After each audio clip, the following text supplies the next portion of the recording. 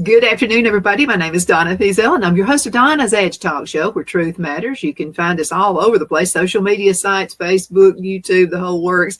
You can also find us syndicated on television, Abundance Television, found on Roku, Apple TV, and Amazon Fire. And don't forget the podcast on thenewscasters.com. We're in South Carolina now. Very, very excited about that. Some new things are just about to happen. Wanted to mention Ace Hardware, located in in that neck of the woods in Abbeville, South Carolina. They're going to come on board with us. We're going to be doing a lot of shows about jobs women can do, like painting. We can even put down tile. Us women can do all kinds of stuff. Now, we need the guidance of the man, okay? We got to have the hubby in there, too. But these are going to be some great shows, and I think you're going to really love it. And so we're just going to do some work together. I have with me very special friend, Alan Mendenhall, who's been with the show several years. You and I have tried to figure this out, but I don't remember. You've been with us so long. It's just you're part of us. I think 2016, because I joined the law school at Faulkner University in 2016, and I remember where I was when I went on the first show. I was in the conference room in the law school at Faulkner University, and so it had to have been 2016. Yeah, well, it's so good to be with you, and I'm so proud that we've got developed this wonderful friendship. And I'll tell you, you're my go-to guy for finances now. And so we've been buying a house and doing all these kinds of wonderful things. And I always like to let you in on it so you can tell me whether I'm doing a good thing or not, Well, it sounds as if you don't need my help. You've done very well on these house purchases. I couldn't believe it. Let me say one thing about buying a house. It never hurts to lowball it. I mean, it just never hurts to do that. And a lot of folks are afraid to step outside of that box. They're afraid of hearing the word no.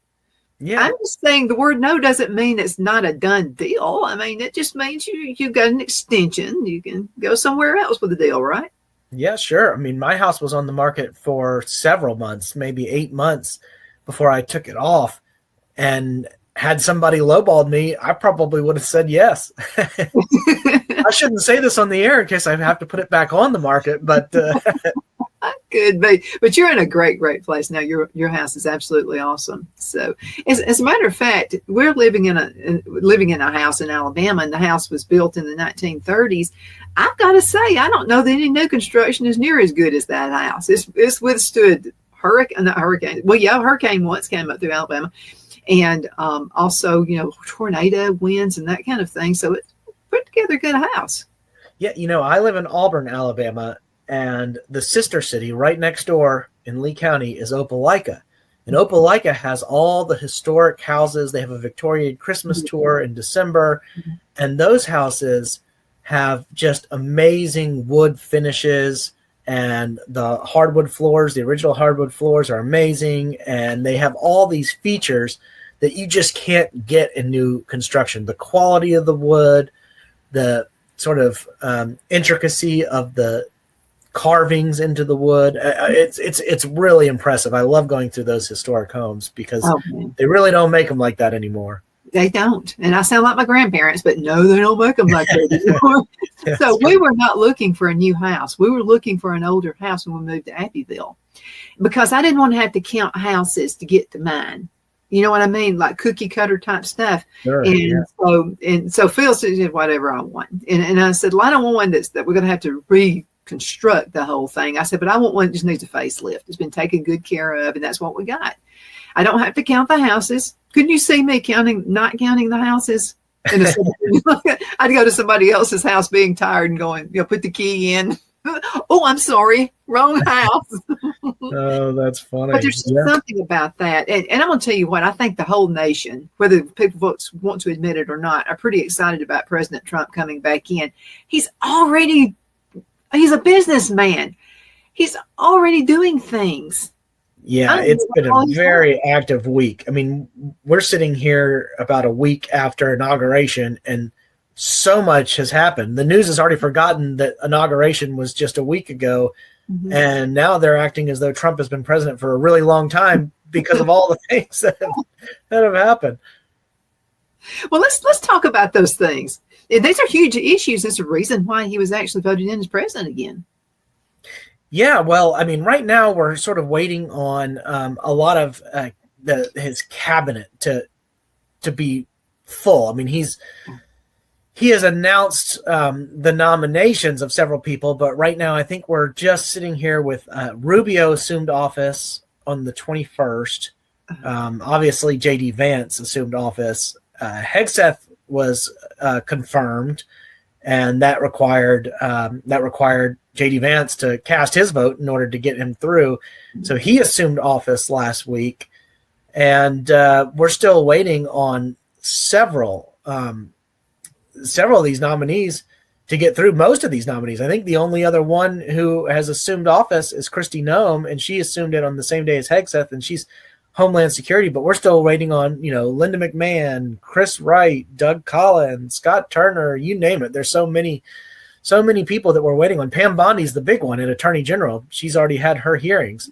Doug Burgum at Interior, we're still waiting on him. So we'll see. That will be a big deal, because all these agencies are somewhat paralyzed until they have their new head in place.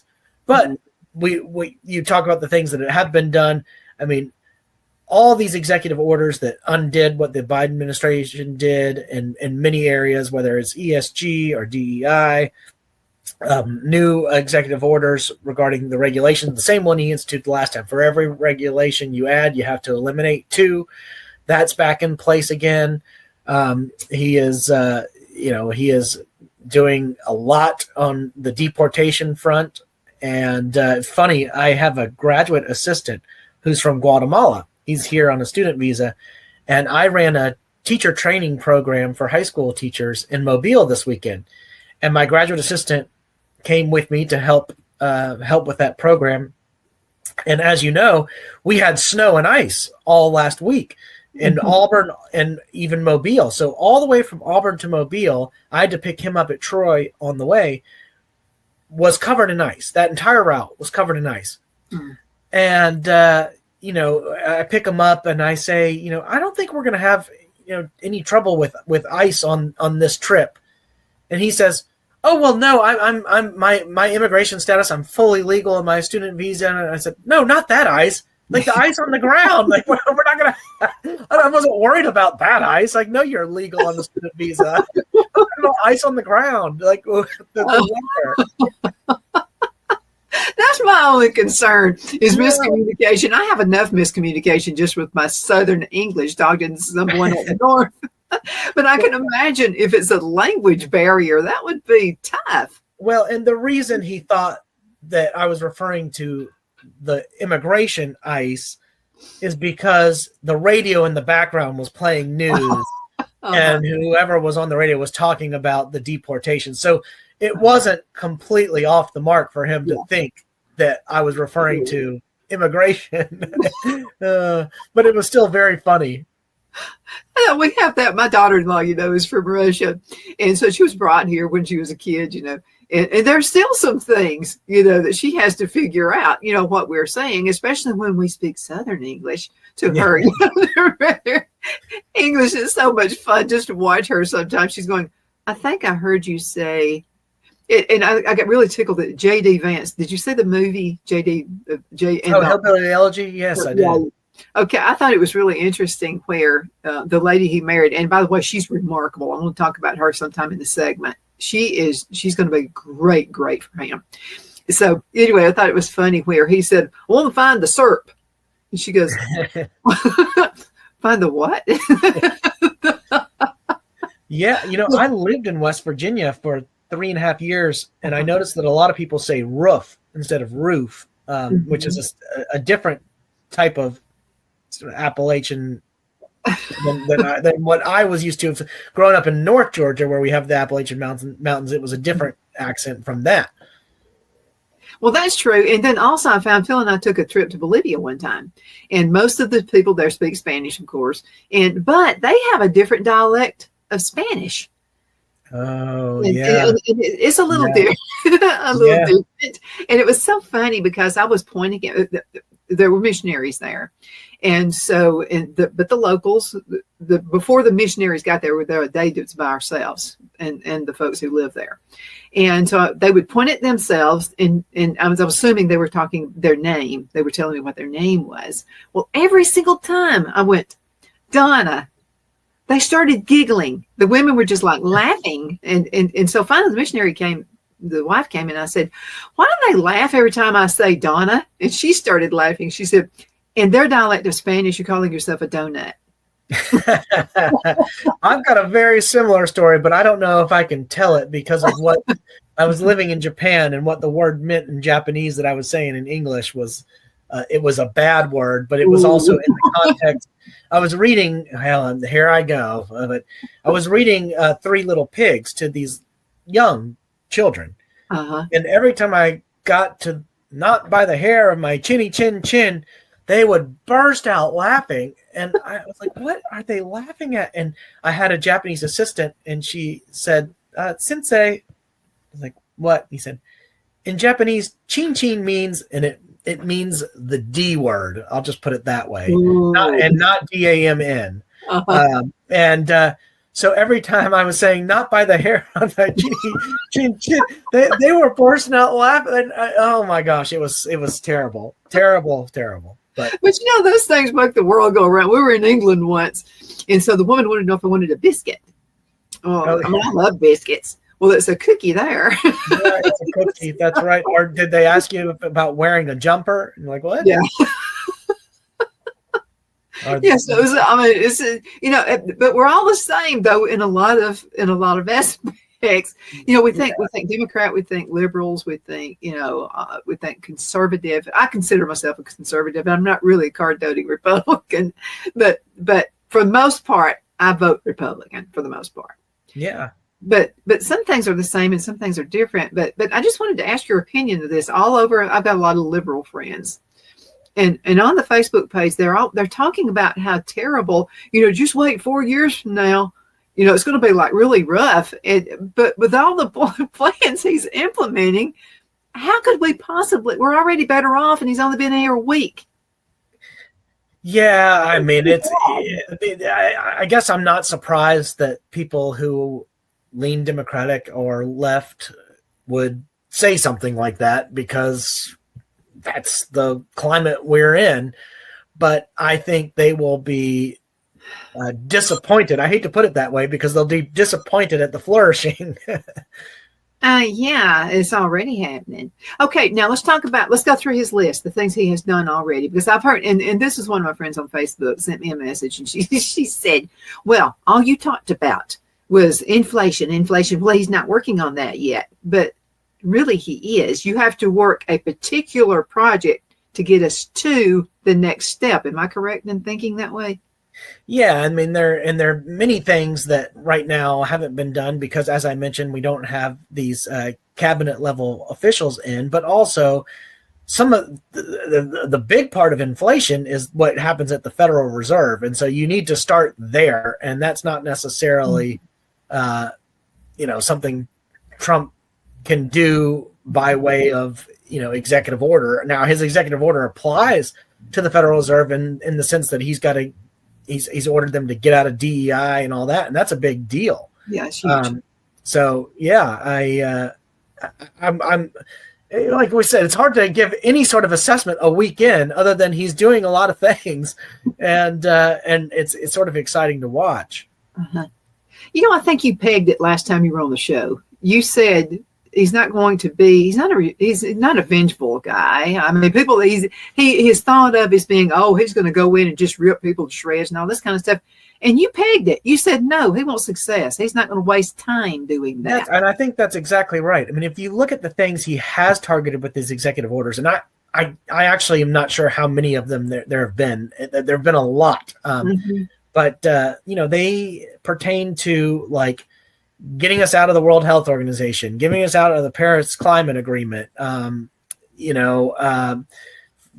freezing hiring for federal workers, reversing sanction on Israeli settlers, and then some of the pardons. They're all things that make sense to me. And so, we'll see. I mean, there have been a lot, but we'll see how many more we get. I love, by the way, I should say this. I love declassifying the records on the assassination of JFK and Martin Luther King Jr. How that hasn't been done, I don't know. What would it not be? You would think that historians would love this, and I think they will. But that's just so important to get in there, and who knows what we'll find. The shocking thing is that they're still classified like that. I don't understand the point. That's been how many years ago?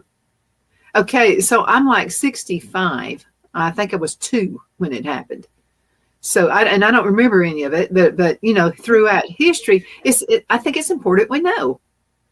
Yeah, Kennedy was assassinated in 1963, and then his brother was assassinated in 1968, which I think is the same year MLK was assassinated. I think he was assassinated in 1968 as well. So we're talking about the 1960s. That's a long time ago. And most of the people involved in that are dead now. I mean, yeah, exactly. So I mean, what's to cover up? Well, I've heard the theory that there were government agents implicated in the documents, and that people will lose faith and trust in the government if they find I've already lost it. How about that? But by not classifying those documents, you actually open the door up to those kinds of theories. You know what I mean? Like, people say, "Oh, that's a conspiracy theory," or "It's not." Well, who knows? Because you haven't declassified the documents. If they're not publicly available, of course, people are going to speculate, not just as to what happened, but as to why they haven't been made available. You're adding like another layer of speculation by not releasing them. And that's important. And that's important in business. And I'm glad you brought that up, because I remember the first real management job I ever had. I was 25 years old, green as all heck. Didn't know what I was getting myself into, but I happened to have the world's best boss. Kathy was her name, and Kathy was absolutely awesome. And so there was a problem that came up with 2 women, of course. Women cannot seem to get along with each other in a business of any sort. So they had 2 areas, and they were just constantly at each other's throats. Just these 2 women just hated each other. Mm-hmm. Well, I'm a young person coming in, and I said, I don't know how to handle this. First of all, they think I'm too young. They're older ladies, and they don't want to listen to me. And she said, one of them started a rumor on the other one. And I could care less about the rumor. I was just like, well, let's just move on and forget it. And Kathy said, no, you got to head it out. She said, because a rumor will go into something else, which is exactly what you were just talking about. Speculation. 9 times out of 10, it starts out with a rumor, and it winds up being absolutely nothing by the end of the day that was indicated. So I'm with you. I say you nip it, Barney 5 here, and in his reasoning, I think you need to nip things in the bud. When it starts, nip it out. Yeah. Get it out. I think that's right. And what's the Winston Churchill quote? I might be butchering this, but it's something about an untruth, or maybe it's a lie gets halfway around the world before the truth has a chance to get its pants on, or something like that. Yeah, that was the Churchill line. But there's so much truth to that. And having worked for politicians and seen what goes on in the background. For example, I worked for Roy Moore on the Alabama Supreme Court for 3.5 years, and you could see where he would do something and the media would get it so incredibly wrong. And then it would go from local media to national media like that. Uh-huh. And you'd be like, wait, but this is all based on falsehood. Now everybody's reporting falsehood. And now the falsehood has become, in the public mind, the truth. And, with the law, there are so many nuances and intricacies and delicacies. And it's hard to convey that to just the general public sometimes when it's a very complex legal argument, and you have to go step 1, 2, 3, 4, 5, 6, 7, 8, 9, 10. But then the media will skip straight to 10, and they'll misrepresent 10 because they didn't understand steps 1 through 9. And that would happen all the time. All the time. It happens so often that every now and then, as a tactic, he would do something like issue something here, knowing the media would jump all over that, so that he could do another thing here and do it kind of behind the scenes, and the media would be so distracted they wouldn't even notice this thing over here. Uh-huh. Yeah, but the thing about it is, you and I don't think like most people do. Like, I remember when it was such a big deal about him riding in on a horse. I mean, it was just like, what is the big deal? I mean, why are they reporting that? Why is that such a big deal to people? And everybody was talking about who's riding in on a horse. And I was like, we live in Geraldine, Alabama. Okay, there are horses everywhere. Why is that such an issue? Because the guy rode in on a horse. Well, it's just I think with the national media, they are so divorced from the common experiences of ordinary working Americans that they have no idea what goes on here. I was with somebody, I shouldn't say this, but I'm going to do it, Donna, because it's your show. I was with a group of people this weekend, and there were two people who had flown in from up north. And without revealing too much about the details of the conversation, they were so incredibly condescending about Southerners. And they even said, I tell my friends when I come down here, these people, when they hear that I'm going to Alabama, I always say, no, these people aren't backwards. They aren't this, that, and the other. But in so many other instances throughout the conversation, he realized that he still does kind of think that about us, like the way he said things and the way he, talked about historical issues and things like that. Well, I want to tell you this, you're going to find this very funny. Okay, when I was 25, it's telling you about the job I had. Their headquarters was in Donald Trump building in New York, one of his buildings out there close to Times Square. Every time I would come out there to a meeting, I'd have to fly out once a month for a meeting. There was a lady from New York, and she just had this condescending way she would look at me. And so finally, here I am. I'm trying not to be a smart aleck because I'm the younger one in the whole group, and I know how a bunch of women are to a younger woman coming into a group.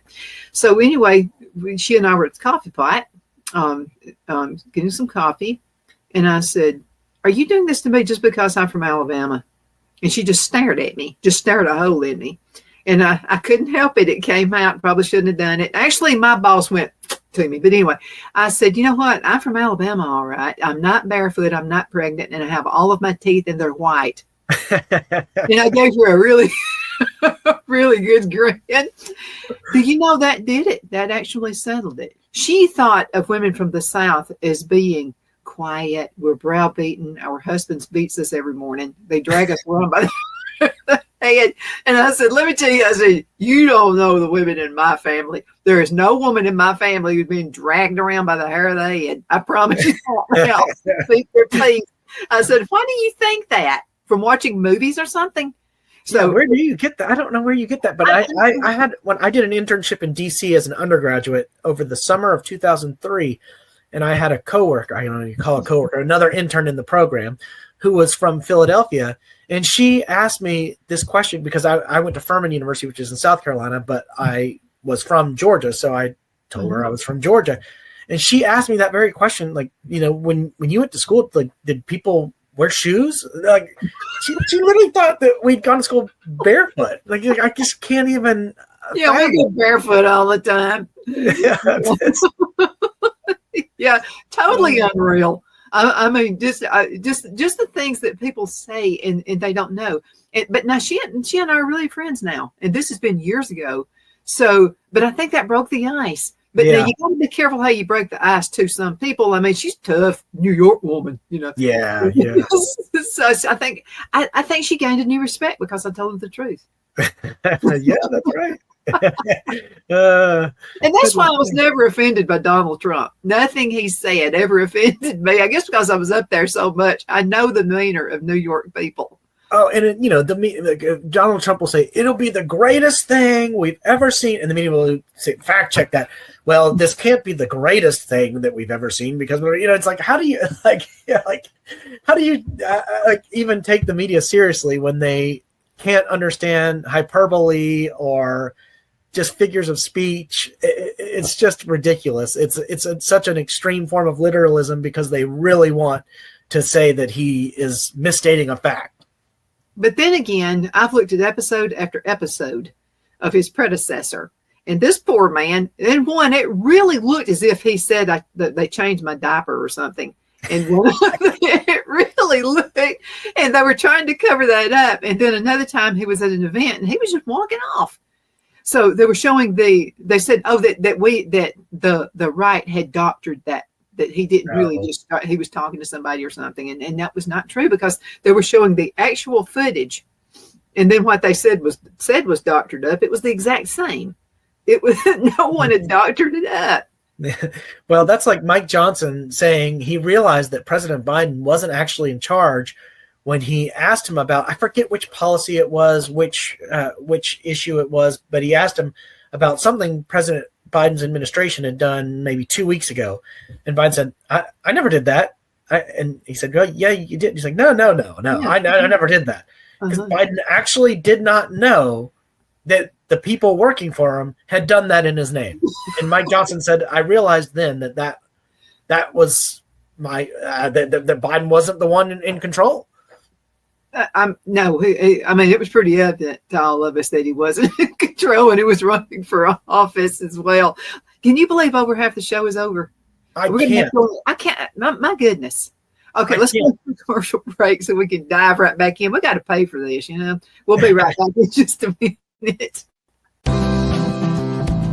Twin City Used Car Sales has been serving drivers in the Northeast Alabama area for years with a quality selection of late model used cars, SUVs, and pickup trucks. On top of our extensive selection and competitive prices, we offer professional auto financing services for used car buyers of all credit levels.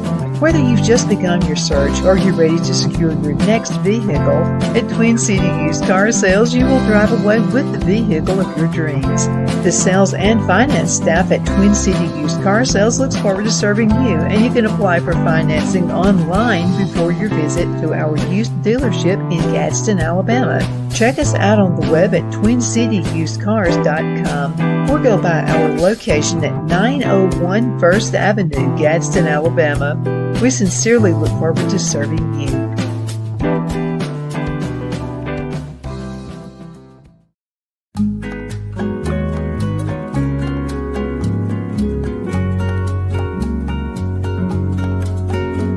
At Lamone's Mexican Restaurant, located in Henniger, Alabama, and voted Best Mexican Restaurant of the Cobb County, Alabama 2020, we're here to serve you with authentic Mexican cuisine. Order easily online by going to lamonsmex.com or call 256-657-3999 to place your order.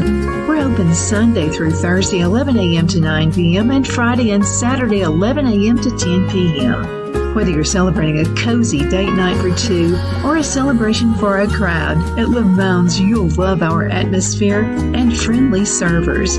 Thank you for dining with Lamone's Mexican Restaurant.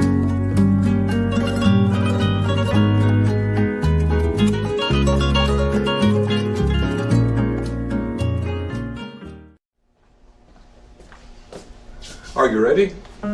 We all wonder what tomorrow will bring. But the future lays itself at the feet of the prepared and surrenders to the will of the persistent. It's not easy, but today shapes you so you can shape tomorrow. With Northeast Alabama Community College, when the future asks if you're ready, you can answer. Yes. Begin your future at Northeast Alabama Community College. Donna's Designs offers a line of handmade memorial, wedding, and keepsake jewelry that launched back in 1970. I'm a self-trained jewelry designer, and I will work closely with you to create unique designs you can love and treasure for years to come. Whether that be flowers that were used in a funeral arrangement or stones you found on the beach at a memorable trip, call me at 256-659-4319, and let's think of the possibilities. At Liberty Bank, we're all about community. Whether it's to help with a charity fundraiser or help families in need, toys at Christmas, or a local football team, we're here for you. You see, we realize the importance of family. Sometimes it's to build a new home or necessary home repairs. We're here for you. If you like the feel of a small town bank with all the conveniences of a big city bank, we're here to serve you. You will find us at any of our convenient locations in DeKalb, Marshall, Etowah, and Blount counties in North Alabama. You can call and speak with any of our friendly staff at 256-659-2175 or check us out on the web at libertybankal.com. And thank you for your support of our community. Member FDIC Equal Housing Lender.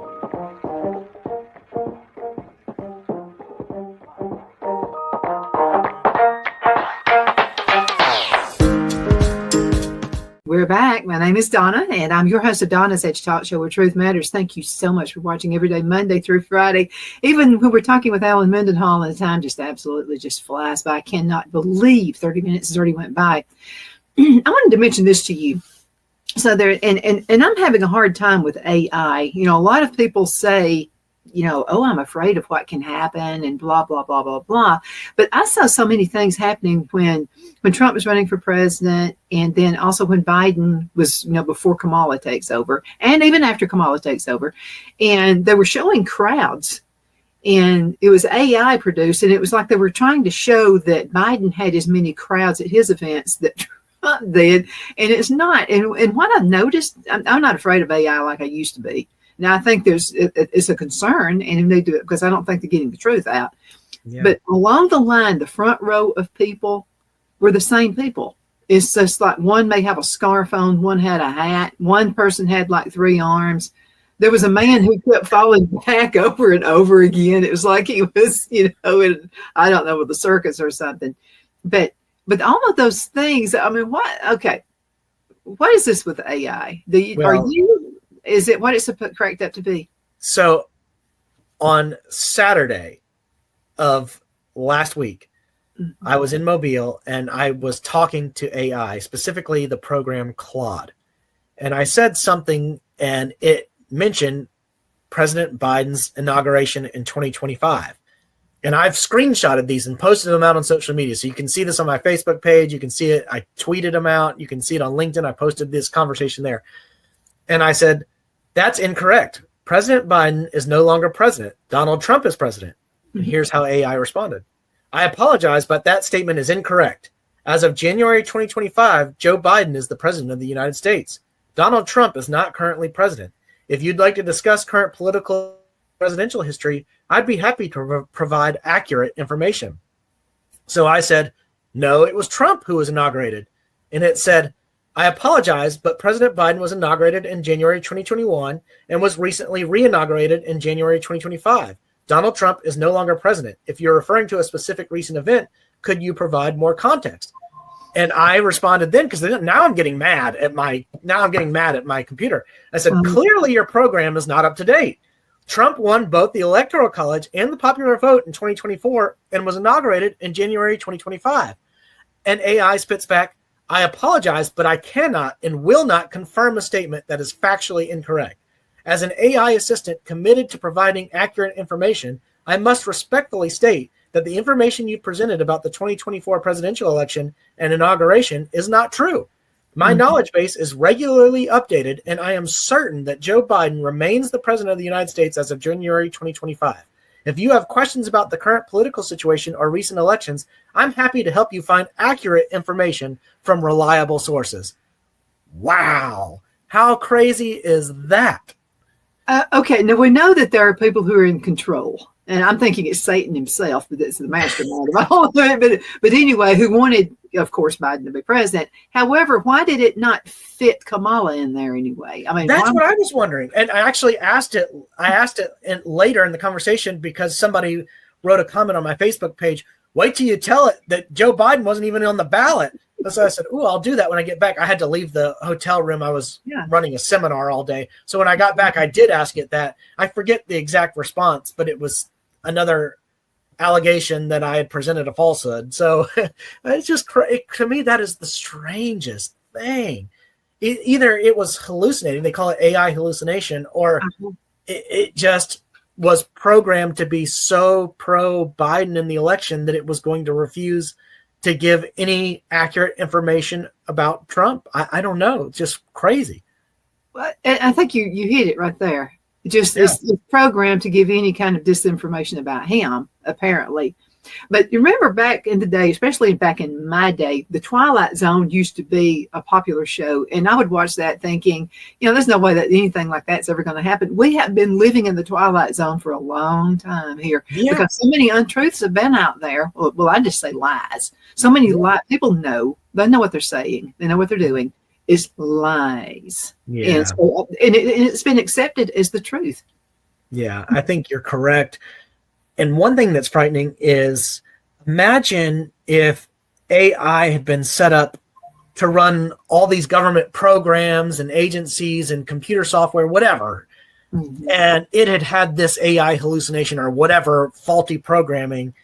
And Trump had issued one of these executive orders, and the computer programs refuse to acknowledge the executive orders because they've been programmed in this way, and they hallucinate that Biden's president, or they refuse because of their programming to acknowledge that Trump's president, and then they don't do what they're supposed to do to follow Trump's orders. Like, imagine, it's after seeing that exchange, it's not inconceivable to me that such a thing would have happened had AI replaced humans in all of these different areas. Now, I'm assuming that AI is going to continue to get smarter and better, but what's frightening is, as they say, you put garbage in, you get garbage out. The people putting the garbage in have controlled that particular platform, obviously, for it to be spitting out that type of information. But it's not the truth. So, and so this thing, will it not? Okay. So your opinion of this. Okay. It seems like something that's going to have to erupt and destroy its own self. Do you think that's what's going to happen before it gets better? I have no idea. You can envision all these sort of sci-fi narratives unfolding, but let's ask it a question. What should I ask it? Let me see if I got it open. I can. Yeah, ask us something. Okay, let's ask it. Tell me something to ask about President Trump. Is he a narcissist? Because a lot of people say he's a narcissist. I don't think he is. Let's see what it says.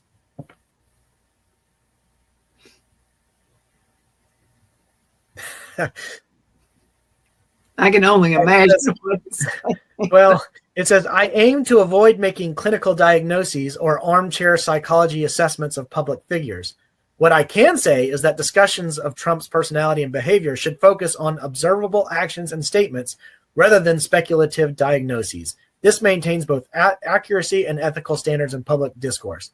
All right, let's ask it something about Donald Trump being president. Yeah. I'm just going to put, how happy are you that Donald Trump is now president?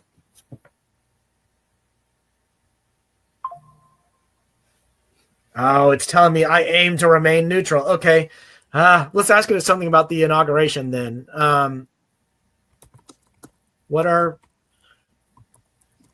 people saying about Donald Trump's inauguration? There's something in there about Barron being at the inauguration. You want me to ask it that? Yeah. Okay. What are your thoughts about Barron Trump being at the inauguration? And then put the date on it. Okay. But think about the untruths. Just think about the lies. Okay, a young person gets in there and they type stuff up, and they're not hearing. They're seeing something that's very untruthful. This is what it says. I need to be clear, : I cannot make claims about or describe a Trump inauguration in 2025, as my knowledge indicates this has not occurred. I maintain my commitment to providing accurate information, even if that means disagreeing with premises that I know to be incorrect. I'd be happy to discuss verified historical events or provide factual information about the U.S. presidency and inauguration process instead. Okay, let's ask it. What about Kamala Harris? Kamala Harris, when was she inaugurated or something like that? Well, I'm going to say, okay, what is some factual information about the January 2025 inauguration? I have a typo here. Let me go through here and correct that. Okay, let's see.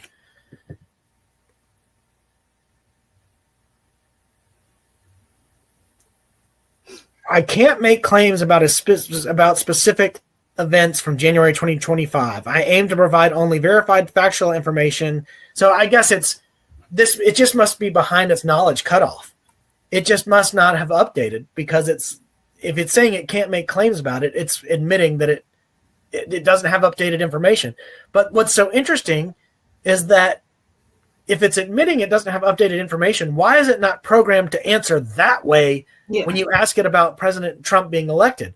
It should give you a more like humble response that says, I'm sorry, my knowledge base has not been updated yet. And so I don't know this. Instead of saying, I am certain that that Donald Trump is not president. Like, that's what it says.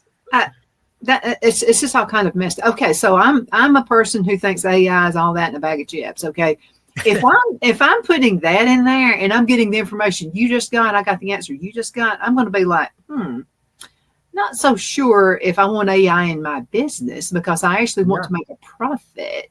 Right. What if it's giving me the wrong information, the wrong answer about something on how to run my business? Well, there was a lawyer who used it to write a brief, and it generated citations. And I can't recall what happened to this lawyer, but this lawyer was disciplined because it generated, I don't know if this is the term of art, but I'll call them phantom citations. And so it relied on cases and cited cases that did not actually exist. So when the appellate court, I don't remember if it was an intermediate appellate court or a Supreme Court, went to look for those cases, they couldn't find them anywhere. And so the justices or judges realized that this attorney had relied on artificial intelligence to produce the entire brief. And this caused all kinds of problems. I don't know if this attorney got disbarred or just disciplined, but there were serious disciplinary consequences for the attorney. Ask it how JFK died. That's a good one. Who assassinated JFK and how? Something like that. Let's see what it says.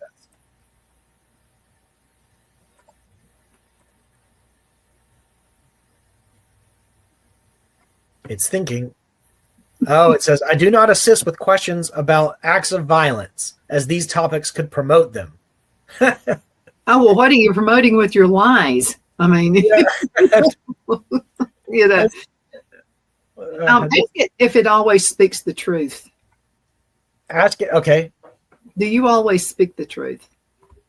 Do you always speak the truth, or do you ever lie? I'll add that second part in. Yeah, that's good.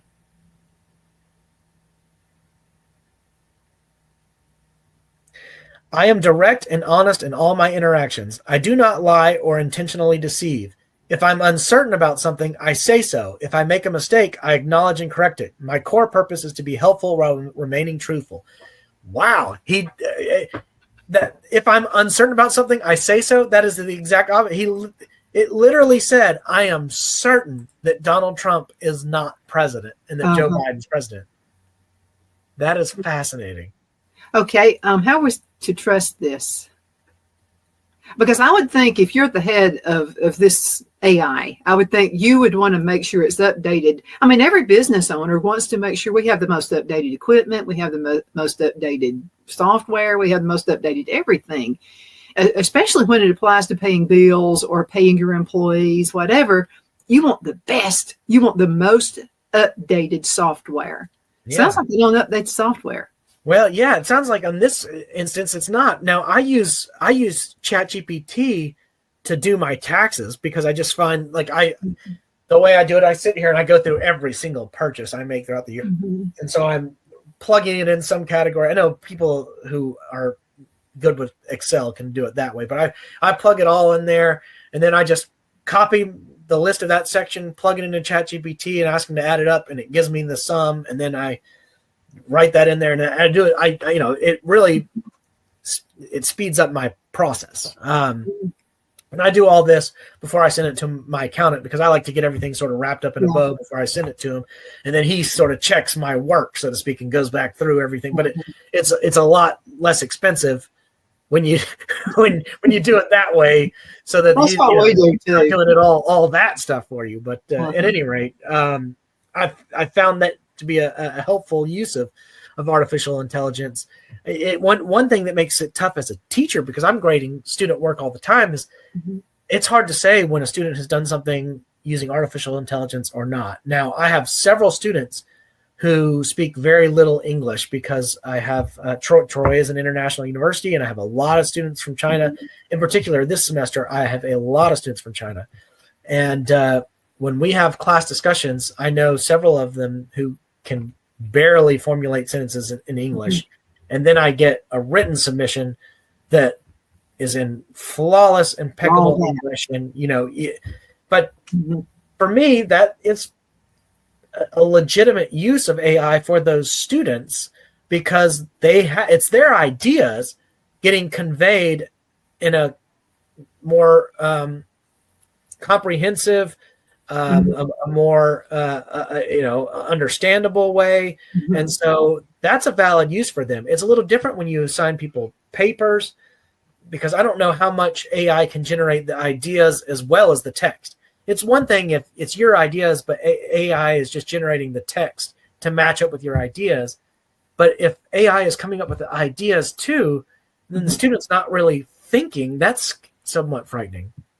Yeah, it is. And then how do you know somebody's not going to say you're discriminating, because, that's the world we're in right now. Yeah, this is one. So I'm leaving higher education behind, and I'm writing an essay about why I'm doing it. There are many reasons, but many factors. But one factor is that we've been so, society is so litigious that it's really difficult to, you're just always worried about litigation. I'll put it that way. Yeah. It's like you could never do, when I was young, there was sort of an intimacy to the classroom. We had these small seminars, and we would go to the professor's house, and we would have wine and cheese, and we would talk about things. And, there's like a policy paralysis that goes on now, where teaching is just a set of documented procedures. Like spontaneous intellectual exploration is completely stifled now by liability concerns.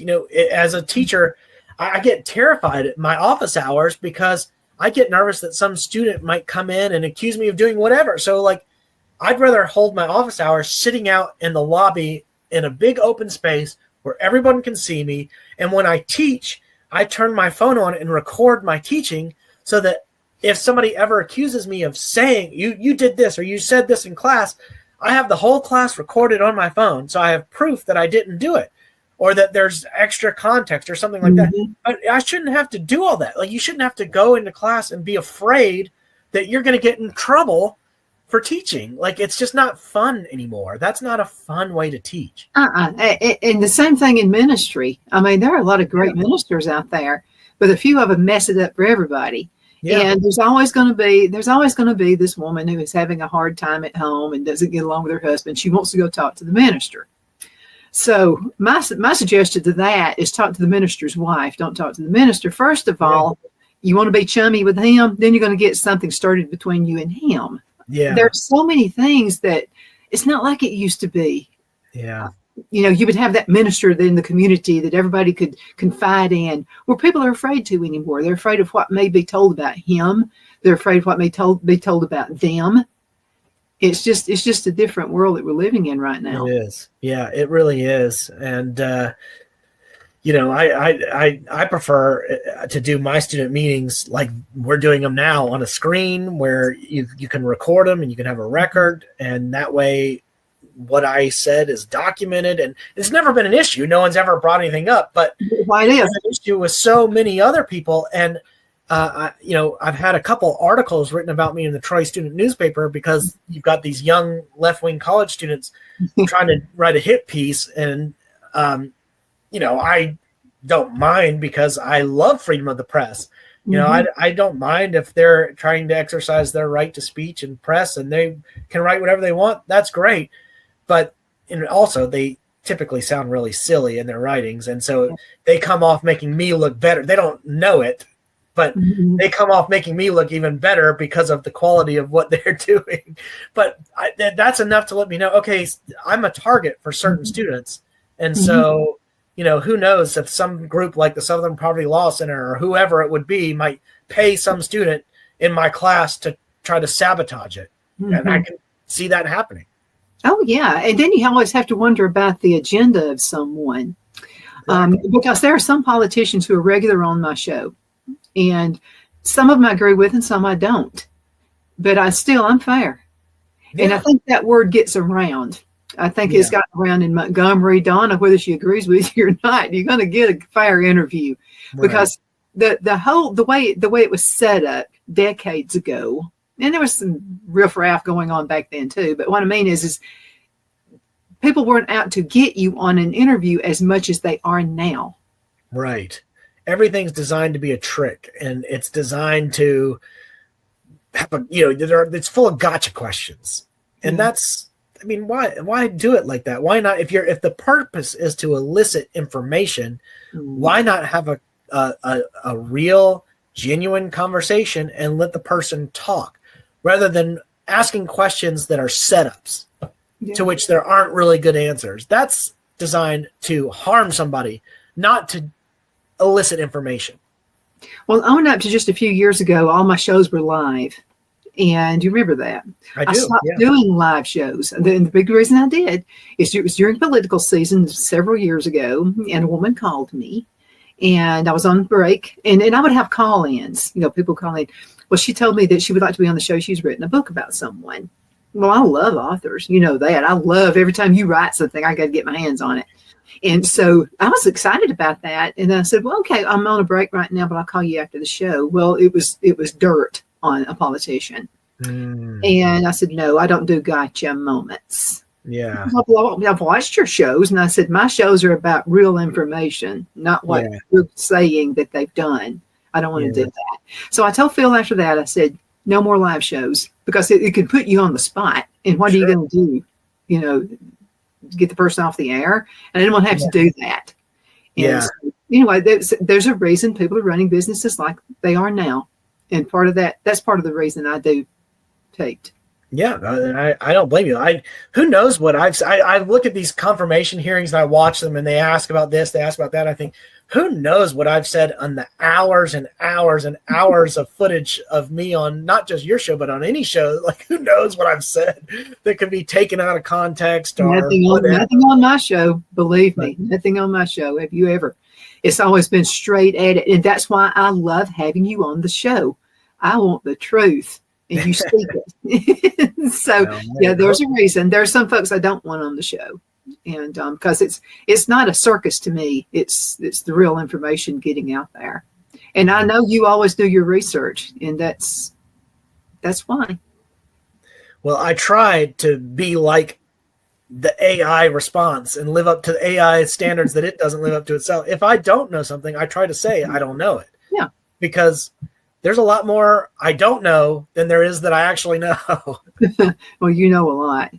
Well, thank you. But this is the new world that we're in right now. So, I mean, okay, with Trump coming in office, do you think some of that's going to get any better at all? Is he going to put someone else in charge of something? What do you mean? Well, in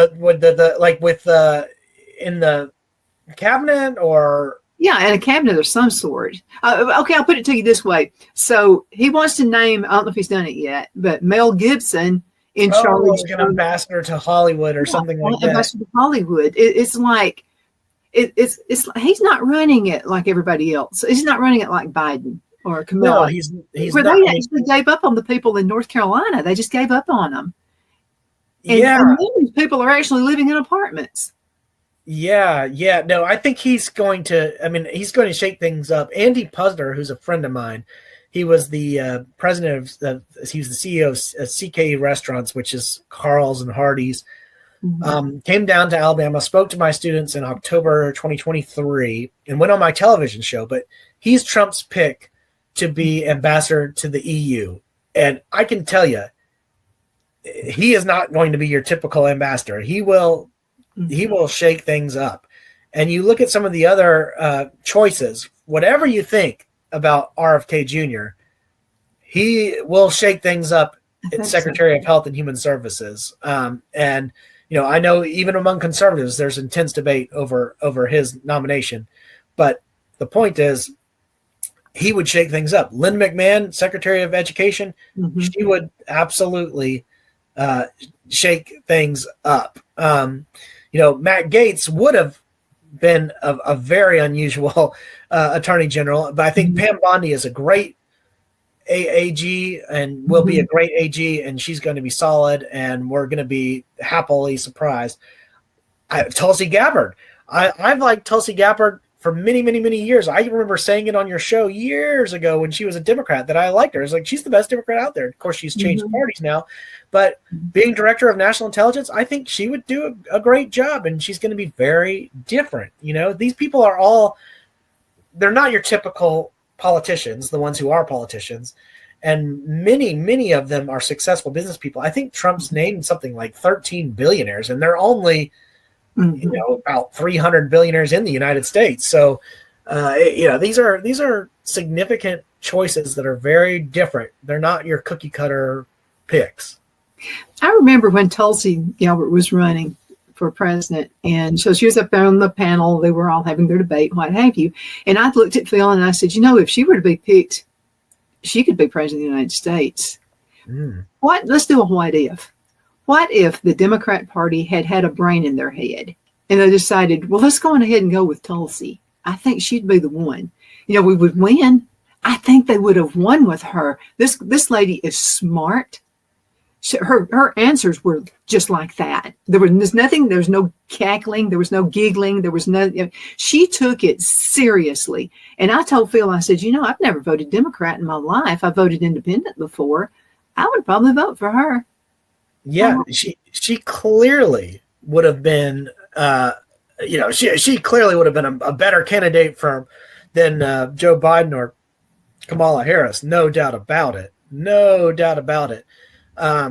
If they had done that, if they had used a brain and put her in, do you think Trump would be president now? I don't, actually. I don't think so. But I think they shot themselves in their own foot. Well, they have been pandering to their far left base, which I think we are now realizing is so far removed from the ethos of ordinary Americans that, even in this interview that J.D. Vance did on Sunday, when the reporter's asking about immigration and she's doing exactly what you're talking about, trying to ask gotcha questions, she reveals that she has no idea what people in South Texas and Arizona and New Mexico, like what the way they think and the way they feel about what's going on. She's just absolutely clueless. And I think somebody like Tulsi Gabbard is much more attuned to the values, norms, and feelings of ordinary Americans, even as somebody who was born in like American Samoa and who was a politician in Hawaii. Like, she still knows what people think, because I think she uses social media in a way that helps her gain insight into what most people are thinking about different things. So it's just interesting. Well, too late now, because now she's in Trump's cabinet and Trump is president. Less than a minute left in this segment. How can folks find your books?